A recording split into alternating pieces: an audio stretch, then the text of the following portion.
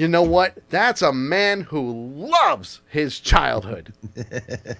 I'm just saying. It is. It's a man who loves his childhood. If you can say Ollie Ollie Oxenfree in a web series or a movie, do it. Awesome. Say it 5 times faster. Agree. Do it. Do it. And with us on the air right now, hopefully, I think, maybe he's there. He's Hilton Ariel Ruiz. Hello, sir. Are you there? Hey, what's up, guys? He is here. What's Yay! up? Yay!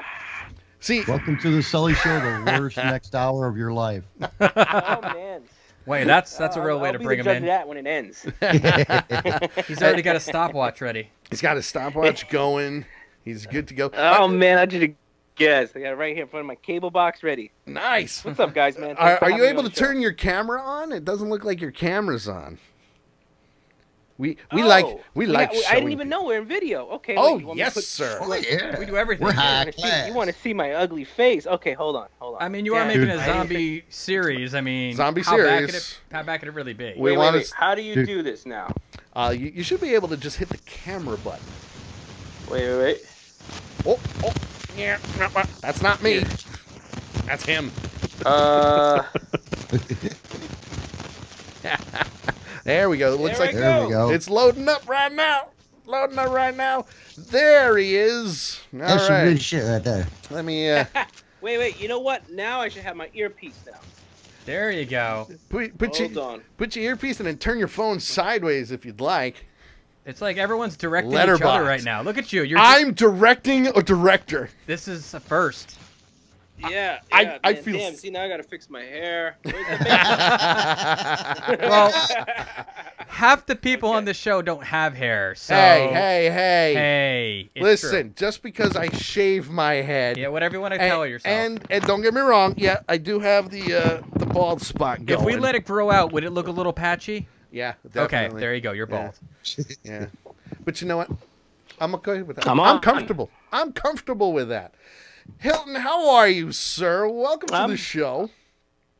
I'm doing good, man. Thank you for having me, guys. Thanks for joining us on very short notice, because it was the middle of last week. You decided, hey, why not? Yeah, I mean, definitely. Like anything to get the project out, anything out, the exposure, and it's very important. And again, I appreciate you having me on. Anytime, man. Because I'm not gonna lie, I'm working on fixing your camera at the moment. Because am I doing something wrong? You could take JT out. Nobody needs to take JT. You can take me off. You were worried about you being on camera, dude. I'm here. You got nothing to worry about. Did I fix it? He's more sex appeal than JT. All right, so he's more sex. I'm just saying. Now, Hilton, you're a New Yorker, right? I got Absolutely. I just have to address this from one New Yorker to another. Adam's a diehard New England Patriot fan. Oh my gosh. Yeah. Oh. Yeah. So. Yeah. I'm just saying. Wait. Is he a Giants fan or a Jets fan? Ooh. Oh my God. You I don't want to answer it, man. Oh, it's a Jets fan. Hey. Don't put him on the spot. That's okay. Put me on the spot. I'm a Jets fan. I'm definitely a Jets fan. There you go. Unfortunately, it's I don't even watch it. I don't even watch it no more because it's sickening. I mean, even the beginning of the season, my friends, oh, you're gonna watch the game? I'm like, no. I'm not watching the game. No, I'm not. I haven't watched the game. No, it's horrible. I mean, I don't even know who the quarterback is. I don't even know. I'm gonna read the newspaper anyway. Why worry about it? And listen to this, as you know, as being a New Yorker, if you're a Jets fan, you're usually a Mets fan. I fit in that, rare where I'm a Jets fan and a Yankees fan. Oh, me too. So that's the only good thing that's happening. Me too. Really? Yeah. Yankees am I right? clinched. Usually you're a Jets fan, you're a Mets fan. But hey, I mean, being a New Yorker, and if you're a hardcore Jets and Mets fan, I mean, that is the worst. Yeah. Well, I mean, you love your team, and that's a lot more than a lot of people. Because you love them no matter how bad or good they are. Yes. And that's a true fan, because then you get a lot of people that are like, oh, I'm turning off the game. My team's losing, even though, we're 5-1. I'm turning off the game. Where Jets fans are at least impassioned about it, and they do trash talk a lot. I will say that. It's very true. They do at trash least talk wait a lot. until 35 down before they. Well, I mean, you know. Got him. That's pretty messed up, yeah. But that's okay. Just putting it out there, you know. I'm just saying. Yeah. So, hey, you know, I got the Yankees, that's all I could say. Yeah, and we clinched. Red Sox. What happened to your boys? I don't. It's okay. That's what I thought. It's okay. Yeah, he's a Red Sox fan too. Yeah. Just saying. Yeah. I mean, I grew up in Connecticut, like so it's a tri-state. So I win decided, another one. You know, go early. It'll be interesting. So, Hilton, tell us about Zombie with a Shotgun, because, like I said, I've never heard of it until we started communicating on Twitter, and then I started doing a lot of research on it between the comic book, the web series, the movie. You got like everything coming out with this thing.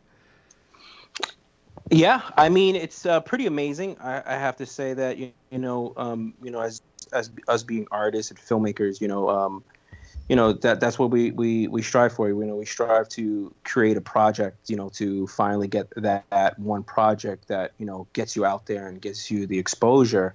And it happens to be, I've done a lot of projects before, and it just happens to be that, Zombie with a Shotgun was that one piece for me. It started 5 years ago, and I started with doing a web series. I had no, idea that it would take over, as it did.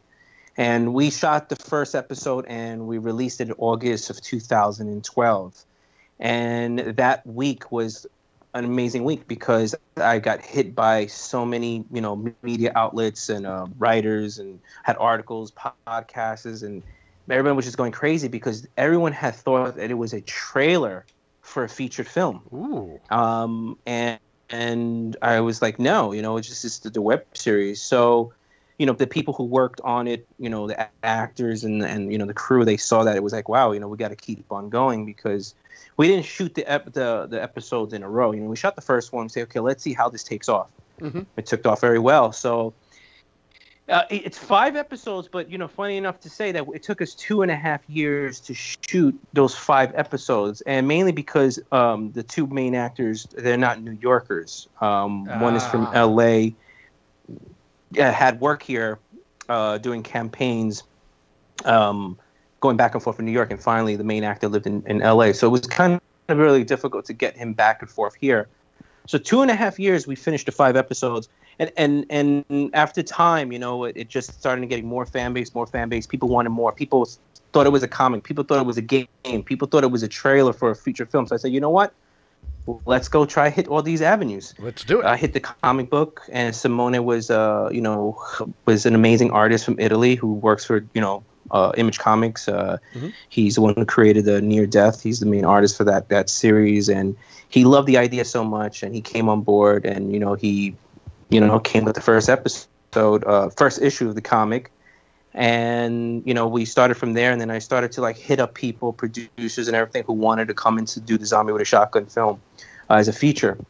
And what happened is that everybody's answer was that the zombie world is saturated, and I totally understand that. With the time you had The Walking Dead, still a big hit. Yep. And I would get that was always the reply back to me, that it was just too saturated, the zombie world. But I go back and I make the argument and say, hey, but what about detective stories and vampire stories, mummy stories? It's saturated also. We see how many detective stories that come on every day. Why, sure. I believe that zombie is part of American pop, part of American culture, just like milkshakes, wrestling, baseball, football, now is part of that American pie. And you're always going to see zombie films to the day we die, because, again, I feel it is that slice of Americana. And you're adding forever. You're adding a different angle to it. You're coming in it, with a different view and showing your view of things. So that adds to it. Correct. And that was the hard thing pitching to people. As I was pitching it to producers, everything, I did pitch it saying, hey, it's a different sort of twist into the zombie genre. The mythology is a little bit changed up. It's nothing new. I mean, they've done certain things of what I'm doing, but I take it with a little bit of my angle, and it was pretty difficult to come across to those investors and everything. And then it's funny because now 5 years later, some of those investors are coming back, knocking on my door. Hey, you want to do it? And I'm like, I'll get back to you. So, well, it's playing the game. And, we raised. I went into crowdfunding last year, and it's hard for somebody to come back to me now. I'm like, look, dude, when I needed you, you guys weren't there, and we raised monies for the crowdfunding last year. We didn't raise that much, but I tell a lot of artists and filmmakers, don't get disappointed. It's a crowdfunding monies. If you don't raise your, you don't reach your goal, you still can do it. And I was determined to do it. I still did it in the budget that we had, and we right now in post-production and working on it really hard to get it released. And we should have the film done by the end of this year. And we'll wait from there. Of course, how the business goes with distribution to see what kind of slot they will give, what kind of quarter will come out, the beginning of the first quarter of 2018, the second quarter. So we're not really sure. But, to the fans out there that really want us to know, we are pretty confident that at the end of we'll have this by the end of the year done. Now, how did you come up with the concept of zombie with a shotgun? Like, I mean, obviously, you have your guys like Romero and all of them, and like you said, it's a very saturated market. But this is a different take on a zombie film, like even TV show and everything else. I know it's a different side of it, I guess you want to say. Yeah. What happened is, I think it's also like we're filmmakers and people who, of course, love the horror genre. That's us. We love horror. Yes. I feel like us horror filmmakers, the genre, and everything, we always feel like we should have our own interpretation of zombie films before we die. And I felt like it's funny because growing up, I grew up during the Tarantinos and Brothers McMullen, and where everything was refined in the script and told as a story wise. So my peers back in the 90s, early 90s, when I studied filmmaking, never accepted horror. And if I brought up, hey, let's do this horror film, they'll look at me like, what? Because I grew up in that era, and those are the people that. So as I loved horror so much, and I said one day I want to do my own zombie interpretation and everything like that. So it took me a while finally when, I'm like, what, screw that. I'm gonna, get into the genre that I really love. I've hit all so many different genres and documentaries I've done. I said I wanted to do a love story on a zombie genre. I have all the elements of horror, drama, thrill, and everything. And I wanted to take it back where, growing up here in New York City in the 80s, seeing the whole devastation of the HIV/AIDS epidemic here, which was ground zero. I wanted to tell a story about people that were sick, and it just felt like seeing killing off zombies on television. There's nothing wrong with that. I love all those zombie films. I felt like no one really cared about people that were sick. Nobody really cared about what's really going on. And I wanted to take some of that element of what I grew up in the 80s and saw since growing up in New York City and seeing that devastation that had happened during that time. And I wanted to put that a little twist in there, and I wanted to give the New York vibe. And when you watch the film, you do definitely see a lot of it's being and that's another thing that I really wanted to push on. I wanted to give that New York you knew the setting was in New York, and not a lot of zombie films are set in New York City. It's not really a good place to show a populous crazy zombie film, and I did that, and of course I meant to do that. So that's that whole idea started to come upon me, and then coming into the whole zombie with a shotgun, trying to figure out how we would get a title, a name for zombie with a shotgun. And I think that would have to go to say that it was inspired. Of course, you have the hobo with a shotgun. And thinking of names of what to go in, and I just felt like, hey, you know what, I had so many different names and everything like that, and it just said, hey, look, man, this business, a lot of this business is about catchy things that people get, titles, sure, graphic artwork and everything like that. And that's where the zombie with a shotgun just popped in the head and said, hey, let's just call it zombie with a shotgun. We got this guy who's this handsome looking guy, has a shotgun. I mean, I think it would work, and it looks like it is. I'm liking it so far. I'm not gonna lie. Just from doing. Yeah, I mean, it is different. It's definitely a different, twist. Even when the narrative, comes out, it definitely has a whole different feel.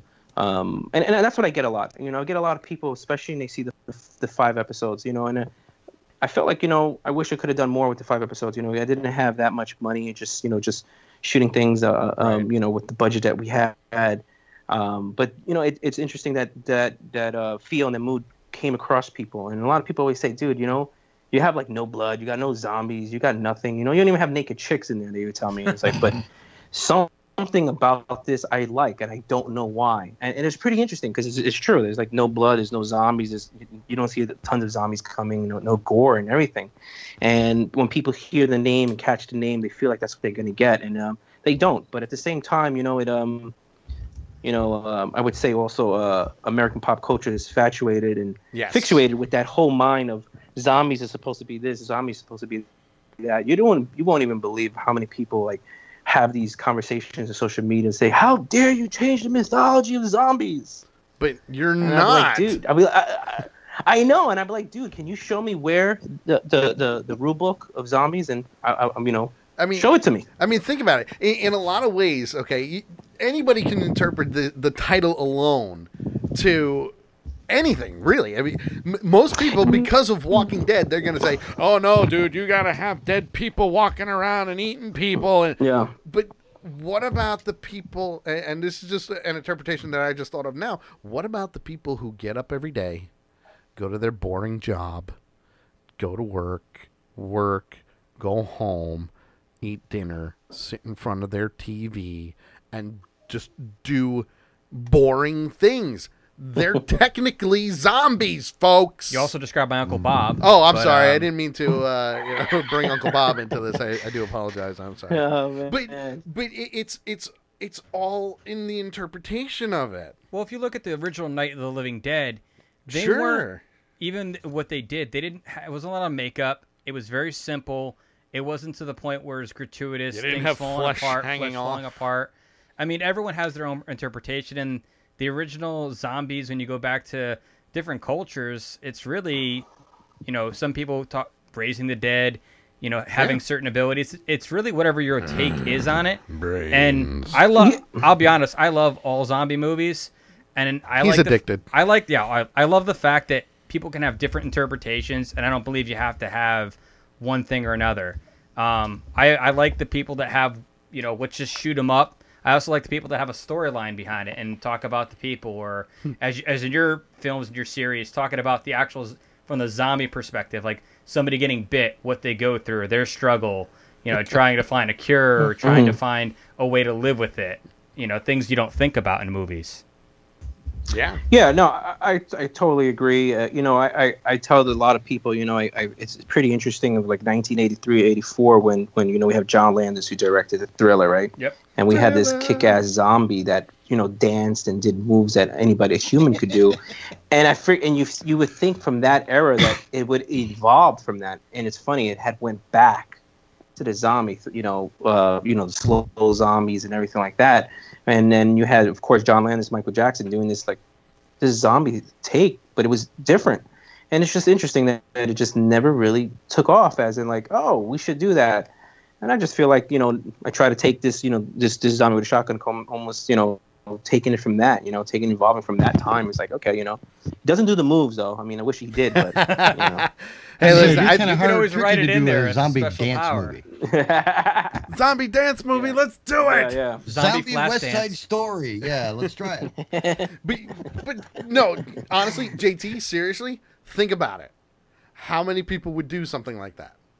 Hey, I'm not a zombie guy. Everybody knows that, and I would be on board for that one. See, there you go. Because I would want to be. I believe, David John. I believe that a lot of people would be definitely on that. Where are my brains? Next movie. I need some food. Sounds like a Seth MacFarlane episode. Seriously. What the deuce? So that's funny. In your in Zombie with the Shotgun, so from my synopsis, that the main character actually has he's bitten, but he's not a full zombie. He has certain kind of abilities and things of that sort. Is that correct? Correct. Yes. He's a superhero.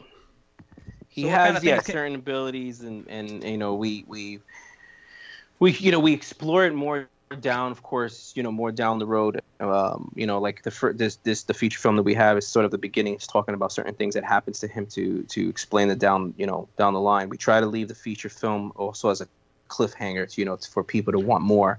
Very important to, just like the comic series, we decided to to make this a continuing comic series and keep on going until we can't go anymore.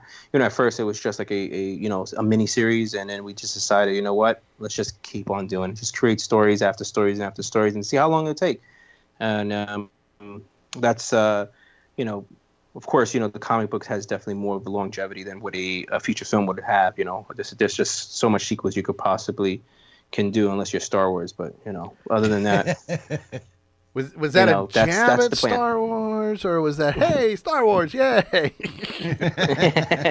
I mean, come on, no, we grew up on it. Star Wars. See? Oh, I love. Listen, just I because came to Hollywood Studios like a couple weeks ago, wow. There you go. See, and just because Kevin noticed it, there's Godzilla all on this back shelf. I told you, it's a filmmaker thing. Yes. It's got to be, because we had Harrison Smith on last week, and he was showing us his Godzilla collection, too. Yeah. Everyone's got Dude, he's got, like, all of them. Holy crap. Yeah. I have, believe it or not, I have actually really expensive vintage ones from Japan and everything. They're all put away in cases. Nice. So, I mean, he's a collector. So is that where you bring the girls on the first date? You show them the Godzilla collection, or is that like a third date? No, second date. Second date. Want to see my Godzilla? He gives them a quiz. Like, which one of these is from the original Japanese one, and which one's from the American one? If she doesn't pass, she doesn't get a third date. That's a good one. That is a good one. He's writing that down. It's I okay. can see him looking down. He's writing it down. Because if you look in our studio, Matt has got a ton of dirty, all kinds of things in here. Trust me, it's pretty much like yours. That's not the roar I wanted. I wanted the regular roar. Damn it! Did you try to do the Godzilla roar? I did. I picked the wrong one. I'll try it again. I picked the wrong one.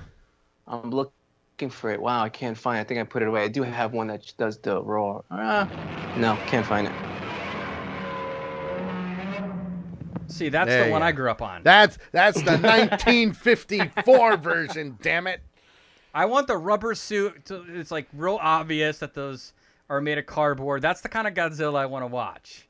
The cheesy. Is so cool. The extreme low budget. Yeah. Movie. I love it. I love low budget because I think it's so much more fun, and it truly tests a person's creativity. That's for sure. And it's an art. It's an art form, because think about it. People got to build those sets, like the original Clash of the Titans. Yeah. Oh, claymation. The claymation. No, it was amazing. Oh yeah. Love the claymation. And don't get me wrong, I got nothing against CGI and all of that. Yeah, I really don't. Because there are some things that just look better with CGI, but you can never really beat the dying form of claymation. You can't. You can't. No, There's you can't. No way. I mean, think about it. The guys who do Robot Chicken, okay? I love Robot Chicken. If they get... And I actually asked Seth Green this at New York Comic Con a couple of years ago, and it was, what would you consider a good day with filming? And he said the coolest thing. He goes, well, we do this for a living. If we get 8 seconds out of 8 hours, that's a good day. Because of all the different pictures that they have to take, all the different motions and everything else like that. It's hard work. It's amazing, yeah. What they usually say, a minute a week, right? That's usually the estimate. Yeah, they usually get a minute a week. Yep. Yeah. Wow. And they only do a 15-minute show. No wonder. Now it makes sense why they only do 15 minutes. Right. It's hard to do. Very hard to do. Yeah. I love it. I love that they... It's a throwback. That's everything you ever had as a kid. And the coolest thing, this was the second question I had asked, and it was toward the end of the session. He goes, all right, anybody else have any questions? I said, yeah, I got one more. I said, what brought you to this idea of Robot Chicken? And he said, I just wanted to play with my toys. Dude, that's a freaking awesome answer. I just wanted to play with my toys, and now I'm making money at it. I'm like, dude, I'm right there with you. That's crazy. That's amazing. It really is. And it helps people like Hilton and people like me and everybody else who wants to make these things just go out and do it. I mean, hell, if they can play with their toys and make money, I'm just saying. We can direct people and make money that way too. You know, now, which leads me to my next question. You're an independent filmmaker, okay? So my question, and I asked Harrison this last week, and I love getting other directors' point of views on this. What is your take on reboots, restarts, reimaginings, and just everything, and just redoing everything? Like, to me, it pisses me off, but you know, that's just me. You know, I you know, it's weird. You know, this week and last week, you know, we got everything from Blade Runner. That's to a the sequel. Announcement that Terminator, and then we have the announcement that you know, they had it. All these movies are like reboots, something that's happened from the 80s and still continuing coming out here. I mean, I sometimes I say, wow, you know, I think we might have come from an era that was probably one of the best eras. The eras that, you know, is kind of like, it's pretty amazing that, you know, hey, maybe we did grow up in one of the best eras, that no one has no more ideas, that they're coming back to where we grew up and making these reboots, whatever you want to call it. And, and it's sometimes, you know, I look at it, like, for example, you know, Blade Runner. I bet you we all look at it like, damn, dude. I was like, how many years? That was, and it's pretty amazing. It's like, wow, you know, we're doing this, you know, again. It's amazing. Look, Halloween, like 78, 79 movie came out. They just announced it that Jamie Lee Curtis is coming back. I mean, and I mean, it takes place after the third one. I don't have nothing wrong with it, but just do it. You know, just don't you know, just try to do it good. You know what I mean? I mean, as long as you could do it good and entertain that new generation and possibly entertain the people who originally, you know, the people who saw the original one in the theater and everything, I have no problems with it. You know what I mean? I just feel like that's what it's all about. It's about, yeah, of course, they're chasing the dollar. Hollywood's trying to make money, but at the same time, I really feel like that we grew up in an era that just the originality was just amazing. It's out the window now. I mean, it's really hard to find any sort of new franchises to come out. I mean, dude, we've been freaking recycling Friday, Halloween, Chucky. You know, we've been recycling these franchises for so long. You know, you could put the Terminator in there. You know, you could put all these things. There hasn't been some sort of new franchise. You know, of course, we have the Saw was the newest one for horror and everything. Yeah. But it still comes back to that era, and I think that was an amazing era. And you gotta be flattered by it. You're like, wow, you know, okay. You could tell the young generation. Guess what? I saw the original one. And you know, the other thing, because you mentioned all the franchises, you know, Saw was recent, and that's coming out with a new one. They're coming out with a new Saw. The Jigsaw, right? Jigsaw, right? It's called. And so excited. I think the only other franchise that was different for a horror franchise lately anyway was the Final Destination franchise. Granted, they should have stopped after the first one, but you know, the concept of, you know, death was following you, that alone was a different concept. The kill scenes were the best part. Yeah, well, but that's the thing. They got better. And because it looked like accidents, you know, it was just the freak of nature type of thing. And we were. Go ahead. No, please, by all means. No, I said we were close. Like, you know, Collector, to me, I really enjoyed Collector. Yeah, that's another good one. I thought that we could have gone to a third one, and that would have been like the ultimate. We have a new serial killer franchise. And you know, I spoke to Marcus on you know, on social media, and I told him, you know, he said he has a script, he has it ready to go, and he said, you know, well, my wife will be happy to hear that. But that was a couple years ago, and he just told me that he's just waiting for somebody to come on board. I guess, you know, investor, somebody to work for. But he has it all ready to go, and I'm like, damn, that was. I don't know. I thought that was really close to becoming, you know, a cool franchise. I really enjoyed. Yeah, that would have been. It would have been great at the time, but I do kind of agree with having some sequels, like, you know, close. But I also really like seeing them later too. It depends. Well, and having that extended period of time, like a lot of musicians do it with their albums and things like that. They wait for a longer period of time to try and build that suspense. And when he comes out with his third one, it may just blow up more than the first ones did. Right. JT, I want the new Katy Perry now. I want it, okay? Oh, Adam, you silly goose. I know. We know I have all her stuff. Well, I mean, she's hot and all. Your definition and mine are a little bit different, but okay. She's naturally hot. How about that? She's not fake or plastic. Anyway, we're not gonna bash Katy Perry. Hey, you never know. Interview, boys. We can have her on the show one day. You never know. That's going to be a real good interview. That's going to be a great interview. I'm sure. How do you get your boobs to bounce? By doing this. What was it like hanging out with Left Shark at the Super Bowl? So who is better, right shark, left shark, or the one in between? Just saying.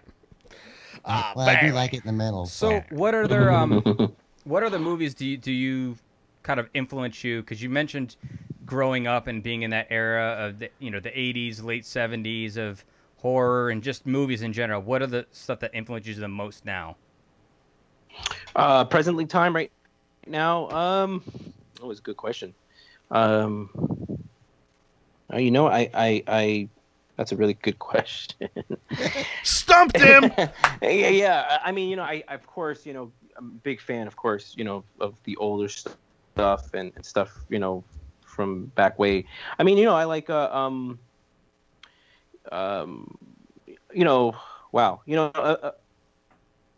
True Detective to me was one of the amazing last television series that I've seen. I thought it was brilliant. That was amazing. Those are the things that I really enjoyed, and of the first season, of course. And of course, the television series is, of course, look like it's taken over the filmmaking and feature films, and people concentrating on those kind of stuff. And I do watch a lot of the episodic television shows that they have going on. I have to say that I go back to still, the old school filmmakers that go out there, and it's you got me there, guys. I don't know if there's anything right now that I really wait for and look for, as in what I try to do. I think everything inspires me. That's a good answer. I don't know if it is or isn't. But, a lot of times, a lot of movies have great moments also. There's some big, movies you watch. They're not the best movie in the world, but there's a moment in there that you're like, dude, that was just fucking brilliant, and I like to catch things like that now and then, for films, a lot of moments, and I think living in this new era of YouTube and having the instant gratification is basically something that's carrying with all of us, from the old generation is taking that in.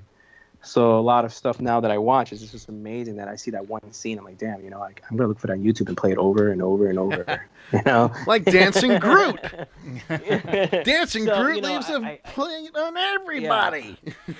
I mean, I do watch a lot of movies. I do watch a lot of movies. I watch a lot of horror movies that are out there, and of course, and but there's, I don't know, I mean, I think it comes back to what you're saying also with the CGI. There is a lot of CGI that just kind of gets in the mix of yes, and filmmaking kind of stuff. I'm more of a fan of practical effects. I always have been, because it looks more realistic that way.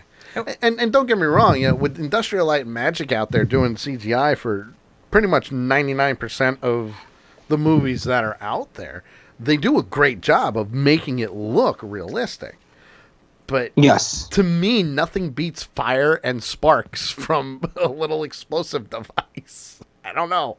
It makes it more like the reaction when it blows up or whatever, a building's on fire or whatever, the reaction that actors give with that type of practical effects, it means more to me when you're seeing it up on the big screen. Well, yeah, and you look at the old Friday the 13th and Tom Savini doing all those sure.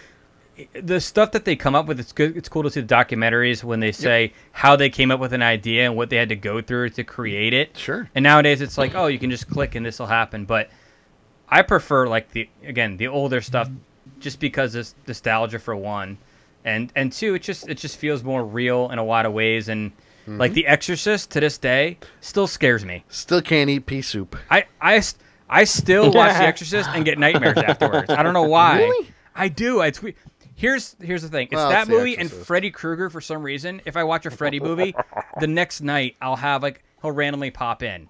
Like have a cameo. Like I'll be mid-scene and all of a sudden he'll How pop sweet, fresh meat. Exactly. Like I don't know what it is with Freddy Krueger, but like now he's synonymous with my my dreams. Good or bad, it doesn't matter. But come here, Adam. Make your daddy talk. Okay, now you're just creeping everyone out. Just creeping her. That's okay. You're welcome. It's how I roll. I like to make people feel awkward. What upcoming projects or release dates or anything are coming up for you? For Zion Shotgun or just stuff that I'm working on? Yep. Yeah, what's in the works? What's in the works? What's in the works? Besides the film, obviously. I mean, yeah, besides the film. Yeah, I'm of course, being, as a filmmaker, you got a lot of different projects, it's just... Uh-oh, he froze. And freeze.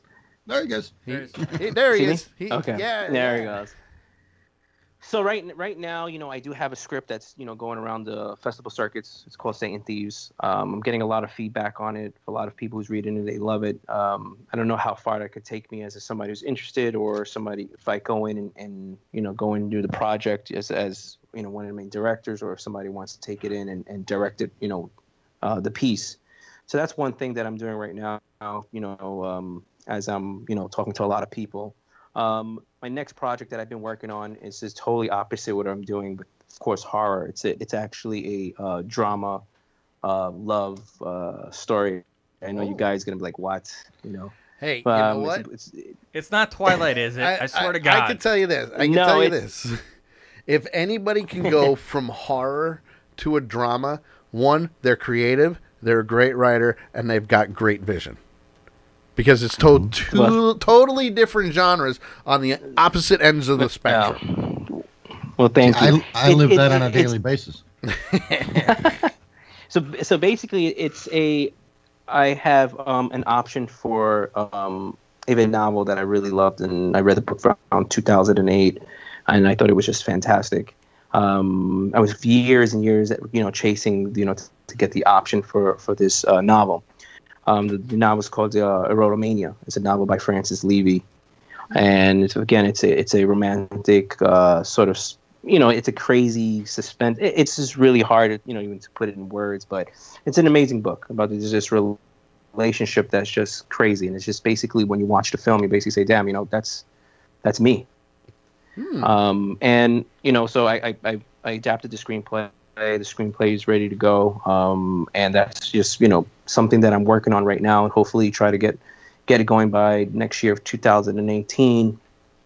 Another piece that I'm working on is trying to do, as you guys know, the HBO The Deuce, which is So I've published a book called The 40 Deuce a couple years ago. It's you can look it up. It's called The 40 Deuce Book. It's photos by Bill Butterworth, and it's from the early 80s. And there might be a collaboration with another filmmaker that comes on board that's very well known to do a documentary on that era.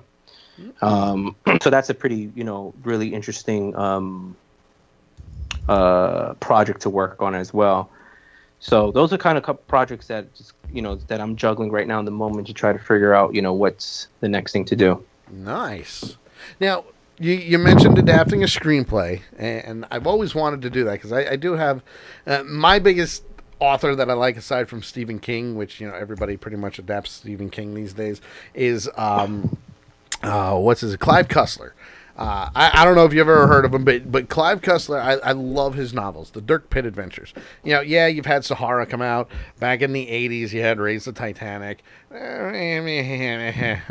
We won't mention Raise the Titanic. That's how bad the movie was, okay? Even Sir Alec Guinness himself hated Raise the Titanic, okay? And he was in it, okay? What type of thing would you have to do in order to adapt a screenplay, a novel to a screenplay? The procedure of going. I mean, everyone has their own technique. First of all, I think you have to have a passion for the piece. Mm-hmm. And me reading this book back in 2008, once I read the book and I put it down, and I said, "Wow, now that is something that needs to be put in words and adaptations and put in the screen cinematically." Right. And you having that passion and I think that talking to Francis Levy, he's an amazing author. I think him convincing for myself to take on the book, I think he saw that I had this passion and of the book. So as soon as I read the book, I mean I can tell you that I figured out exactly the angle. Right. And I think that helps a lot, knowing that when you read that book, you're like, dude, this is how I would do this film. Right. So I took it in an angle right away. I'm like, this is what the story is about. And so a lot of times I use old school. I use a lot of index cards, mm-hmm. and taking the index cards and basically take the biggest plot points in the films and just putting it down on index cards and the characters and everything like that. So I think also character lists, you go in the character list and, you write the characters list and each character you would have to go and tell them who what they are, who they are and what their character is, their demeanor, what's the story you want to tell and what you want to express to the audience. What's their backstory? And, yes. And from there, I like to go, you want to go. It's hard for books to take it from the beginning and then go all the way to the end and say this is it, of course. But that's what I did with that adaptation. There's different ways I did it. With this one, I basically said, okay, let me just go straight forward, take it from the beginning, go all the way to the end, and then when you read it, you'll be like, dude, this doesn't work.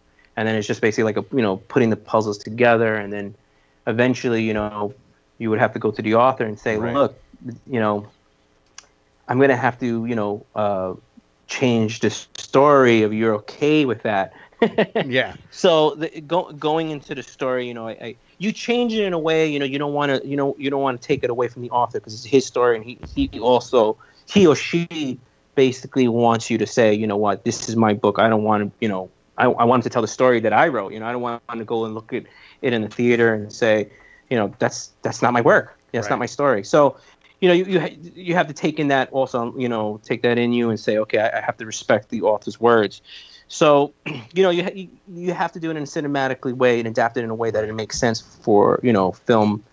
And, I've done, I don't know how many freaking revisions I did it. I just did it to the point that, I said, this is it, this is ready. And I gave it to the author, and the author greenlit, and he's like, this was an amazing adaptation. And, that's, to me, the stamp, the seal stamp, like, boom, we're ready.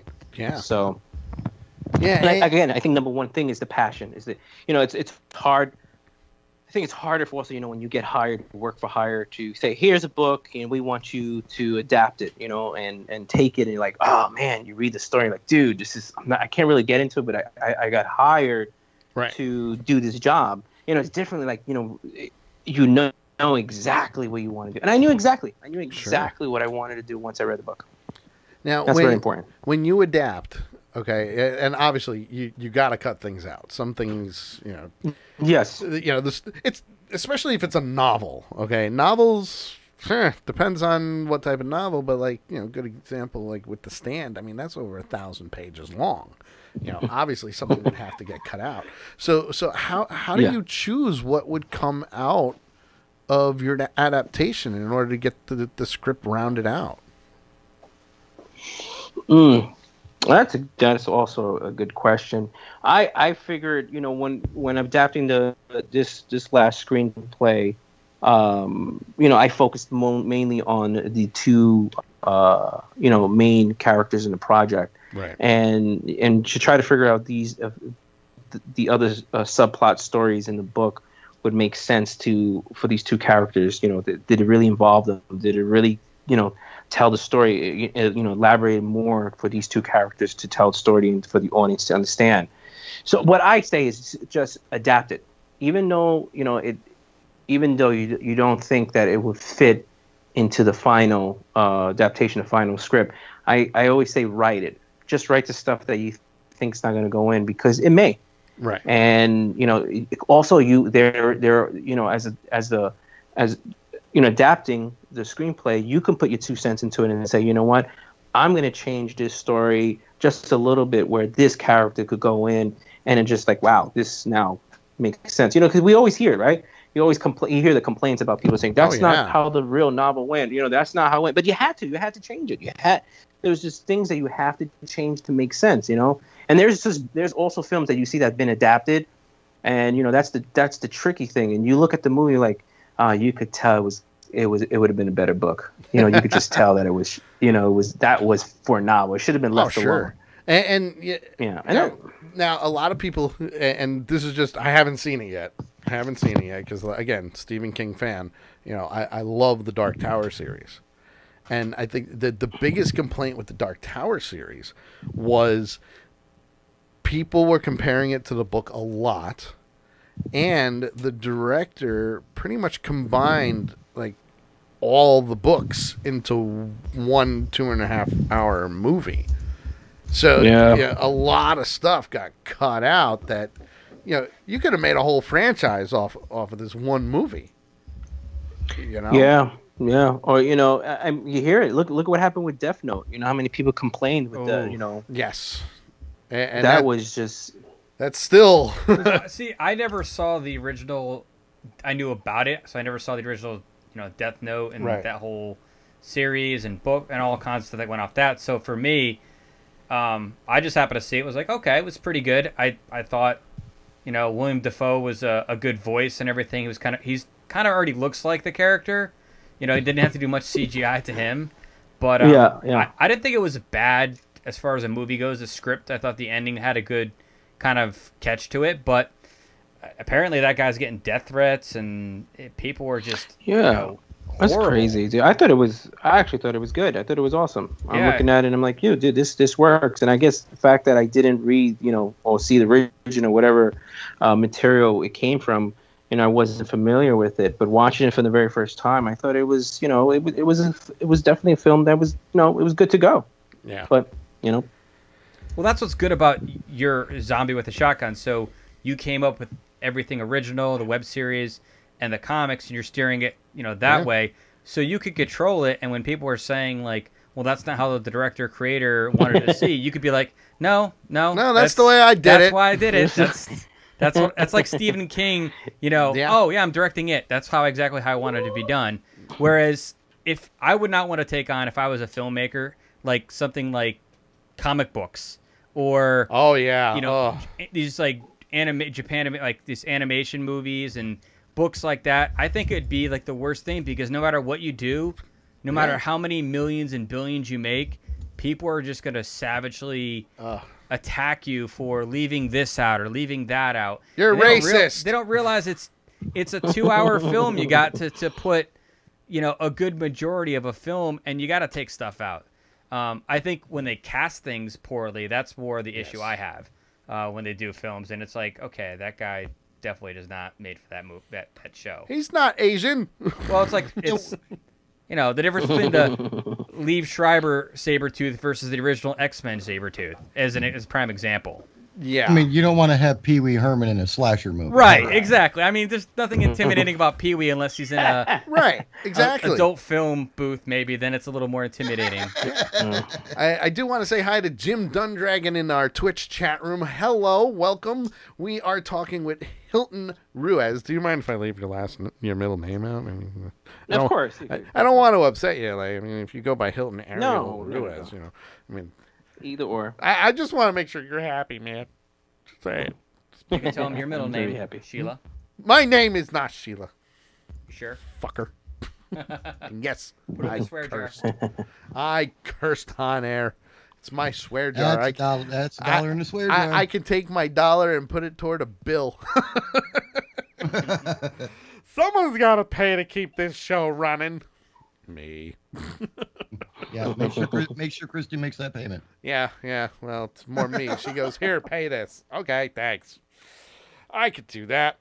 But hey, if you like what you're listening to and watching, because Ariel, wow.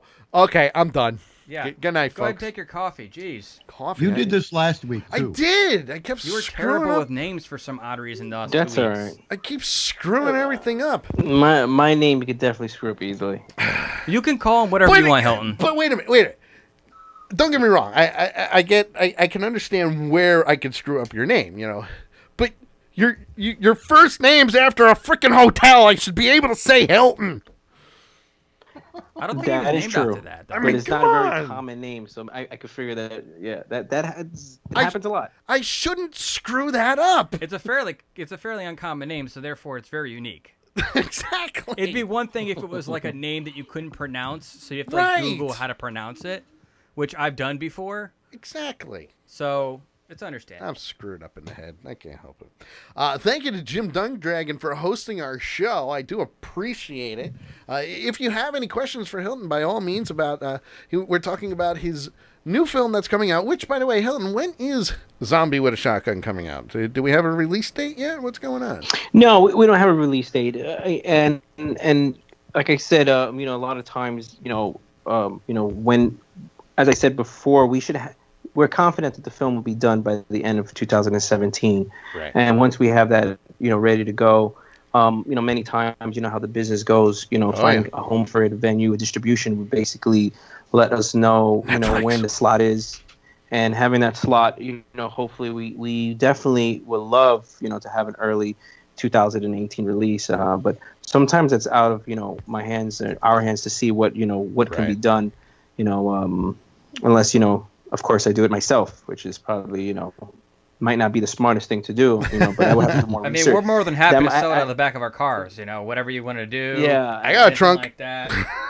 we can project it up onto a... We can put it up on our website that nobody uses. We should have Jets fans go to the stadium. There you go. And watch it before. It's probably going to be more entertaining than a Jets game, right? Oh. I agree. I definitely agree. It's so true, though.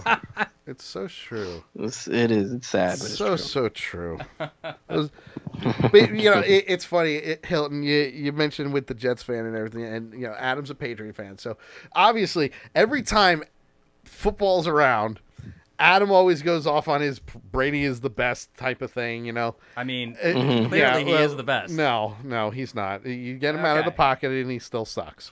Okay, especially when he gets. I'm sorry. Yeah. I guess last week's 5 touchdowns and 4 out of his yards. ass. Yeah. Thank you, Jay. Yeah, you can't argue that. Listen, we can. Yes, the Patriots are the champions. Okay, and I will. Yes, they are. I will back that up, and I will say that. I know. However, Tom Brady, although a great quarterback, is not the best quarterback. How do you figure? Nope. Dude, you knock him out of the pocket and sack him. That's he can't every throw quarterback. For shit. That is the stupidest comment. No, he's a pocket quarterback. That's he's a actually pocket quarterback. It's harder to be a pocket quarterback. Look what you did, Hilton. Hilton. To be a pocket Look quarterback. what you did.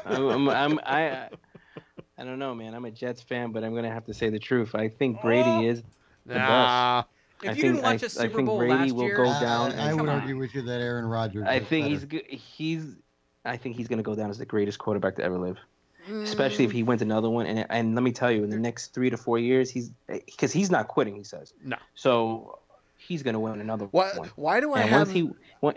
Once he wins that one, man, it's game over. I mean, you can say game over feeling... now. I mean, come on, look at that Super Bowl. I mean, how the hell do you win that Super Bowl? I mean, everybody at the last 5 minutes was like, what are we seeing? Well, I know it was so amazing that we thought. I know how the Ravens saying lost. That it was fixed. I know how the Ravens lost with that Super Bowl. No one throws it on the 3rd down near the end zone. What's wrong with you? Oh, you're talking about the Seahawks. Oh, yeah, the Seahawks. Yeah, the pick play. Listen, I'll take what I get. One's bound to go our way. We had 2 go against us with the Giants, so one was bound to go our way. Jim Dundragon just said he talked to this channel before on Discord. Yes, you did. And again, I appreciate you following us. So if you have any questions for Hilton about his new film, A Zombie with a Shotgun, he also has the comic book as well as the web series that is on YouTube. You can check it out. Just put it in the search. And it's good to Go. And do you have any action figures as well? Because we'd like to get maybe an action figure to put in the studio. That'd be great. It's funny you say it. There's a lot of people that's because it's social media. I'm getting amazing feedback, of course, and a lot of messages and everything. That's one of the messages people are saying. Do you have any action figures of Zombie with a Shotgun? And I had one guy who sent me a company that does action figures and everything like that. I haven't done the research on it. Just wait till the film is over. I'll probably explore that, but. Go to Todd McFarlane. Right now, I've come to the, this is going to be something that's going to be doing for a long time. I'm getting people right now that's approaching me for to do game apps and video games and stuff. So I was like, well, trying to figure it out. It's like this is pretty damn awesome, but yeah, the action figure sounds. Todd cool. McFarlane. If you want good action figures, go to Todd McFarlane. Oh, yeah, but that's the top notch. Exactly. Yeah. Dude, he's at Comic-Con every year. He's going to have to wait till Zombie with a Shotgun Part 2. And then, because Todd McFarlane's probably going to charge him an arm and a leg and his firstborn to just create with one. So, but I do know that on your website you do have a ton you can order from. Too. Or he may just pay him a shitload of money and go, yeah, absolutely, let's do this. You never know. You never know. Just He's saying. listening. Hey, man, let's do it. You never know which boot is going to fall, the good one or the one covered in dog poo. And that's the one thing I love about McFarlane Toys. I mean, they're so detailed. It's great. I love it. Yeah. McFarlane Toys. Yeah. It'll be expensive, don't get me wrong. But hey. Oh, you're going to pay something for you're McFarlane going to Toys, pay. But you get what you pay for, man. Look how flimsy G.I. Joes were when we were growing up. Oh, man, I wish I had those still. Yeah, I still have mine. Hey, there you go. See, I wish I had my He-Man. Damn. I still have my whole He-Man collection. Oh. So do I. It's in my storage bin. Right I'm waiting for too. Are they coming out with the Masters of the Universe again? Another movie? They're supposed to be. I heard. Yeah, they're supposed to be. Better not be Dolph Lundgren. He's too old at this point. Dude, he's. Oh my God! I heard that doing the new Rocky. Yeah, he's doing the new Creed movie. I heard he's doing the new Rocky, but Drago. He's coming back as Drago. Like that was my favorite Rocky movie other than the original. Is Rocky 4. Well, Dolph Lundgren's been posting video and stuff of his workout routines. He's gonna kick our ass. He's a beast. He's like 6'9", and he's like a genius too. He is a genius, but for him to get back into the shape that he was in for Rocky 4, I mean, come on. I mean, he does have access to the best steroids in Hollywood. Let's also remember that. Because I'm sorry, Sly Stallone is not all natural. He's a genius, though. Yeah, sure. Don't mess with him. Yeah, I have to agree on that one too. He's a genius. I'm just saying. Yeah. How many degrees does he have? He is a genius. He's got he probably has a chemical he created. He's got 5,000 degrees. I'd love to get schooled by Dolph Lundgren. That would be a great segment, wouldn't it? Getting schooled by Dolph Lundgren. I think he should be the new Bill Nye. Dolph Lundgren, the science guy, but just. All right. And then when you argue with him, he just punches you like Drago and Drago the physicist. That would be awesome. I'd watch that series. Copyright that. I will break you. Drago the physicist. we going to like. Here we go again, man. Thinking about the 80s, revamping characters that we grew up in. Here we go again. The 80s, it was the best time for movies. The 90s was the best time for music. Because let's be real, the 80s had a lot of hair bands. Oh, absolutely. A lot of bad hair bands. No. But you know No, I think we could argue the 80s might be also the best music. I'm going to go 90s only because of this. Well, that's grunge. No. The 90s came out with... So you had like the original R&B boy bands that came out. Okay. You had grunge that came out. So I was into the Nirvana, grunge, all that stuff, and old rock and all that stuff like that. You had classic hair bands still, like Guns N' Roses that were in the 80s, 90s, all that stuff. But then you also had the classic hip-hop. Before it was all synthesized and all the new stuff, like Tupac and Biggie and all the originals that are the greatest that we still listen to 20-plus years later. That is when all that kind of came about, was most popular. Tupac's not dead, he just went home.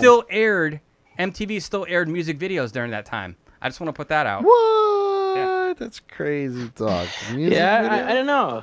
I mean, look, it's a good argument. I mean, it's the truth. But I'm going to still say 80s without the, yeah, I agree with you. 90s was definitely the golden age of hip hop. There's no doubt about it.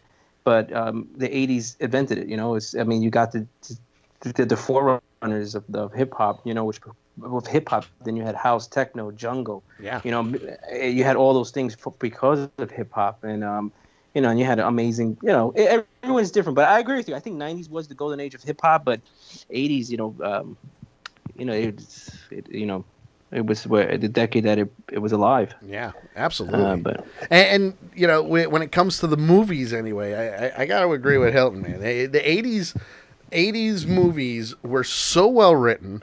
They didn't talk down to you. They honestly, like the movies were very intelligent movies. Good example. And I will always go back to this. And JT may hate me for this because his girl stars in this movie. But Ghostbusters. Look at the difference between Ghostbusters. Ghostbusters in the 80s was a very intelligent comedy. It was a serious movie with comedic elements in it. And it worked. The dialogue was great. The acting was fantastic. The shots were amazing. The story alone kept you involved in wanting to see more. And the new Ghostbusters was more slapstick comedy. And it didn't work. It made me want to punch a baby. Yeah, it made you want to punch a baby. That's right. That's our. There you go. There's our new hashtag. I want to punch a baby. Punch a baby. I don't know about that one. I don't know if that's gonna. Yeah, it won't fly, but no. Child abusers on the will Sully fly. Show. Great. Do not tag me. Don't tag. Do not tag me. Well, I mean, he's been wanting the new hashtag. I think that's a work in progress. Probably not one for you to use with the baby there at the house. True. Mr. Bunky, who finally joining us live for been a while, says kick the baby. Kick the baby. That's definitely not going to trend at all. Kick the baby. No way. Yeah. No way. Not unless the baby's like undead. All I need is for somebody to see that hashtag and call DCF on me. That's right. Since you have a baby. Exactly. What's the best? Since I got a 16-month-old Then you right would be up your above own us sleeping. dumbass of the week. And I will admit it. That's the beauty of it. Anyway. Hilton, thank you very much for being on our show. I do appreciate it. No, man, thank you. And probably by Friday you'll have the video, because I share the video with everybody because it's nice and everybody deserves to have their own videos of interviews and such, because that's how I roll. So do me a favor, just give a plug out to all your websites and everything, so we can share it on our Twitter too. Excellent. Yeah, definitely. Zombie with a Shotgun, you could visit zombiewithashotgun.com. A lot of people that don't know about Zombie with a Shotgun, I let them know to check out the first episode. Google Zombie with a Shotgun. First episode should pop up. It's pretty cool. About 4 minutes and change. Watch it. And if that's something that you like, continue to watch the web series. And if you want to know a lot about it, again, go to the website, Zombie with a Shotgun. It talks about the web series, the feature, the comic, and things that we talk about as we're going ahead on releasing the feature. You can hit me up on all the social media outlets. I'm more on a regular basis on Twitter. Mm-hmm. Anybody can follow me. I follow them back. And want to ask me a question there, you can ask me a question. Hit me up. I'm maybe taking me a day or two to answer, but I definitely answer everybody's question that talks about the project. Very cool. And before you go, would you be able to just do a liner for us? Just say who you are and what you work on, and you're listening and watching The Sully Show. Well, my name is Hilton Ariel Ruiz, and I am the creator of Zombie with a Shotgun, and you are listening to The Sully Show. Thanks, buddy. I appreciate it. You're a bomb. I'm going to copy the new for that one so I don't lose it.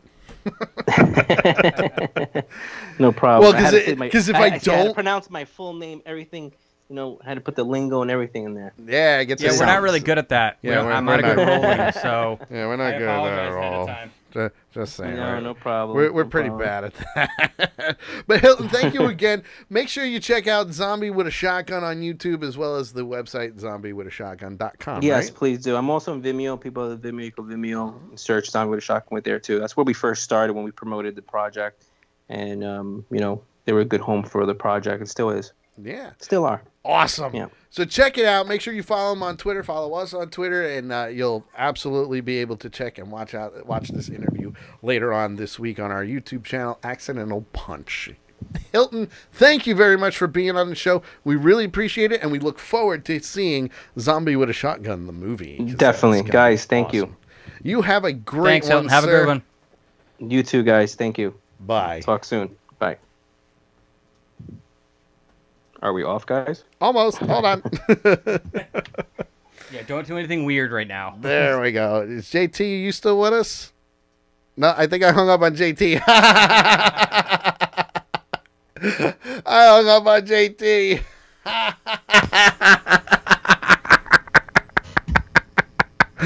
hung up on you. Hello. The other show is paused. I'm sorry I hung up on you. My bad. Not the first time you've done that. No, it's not. Probably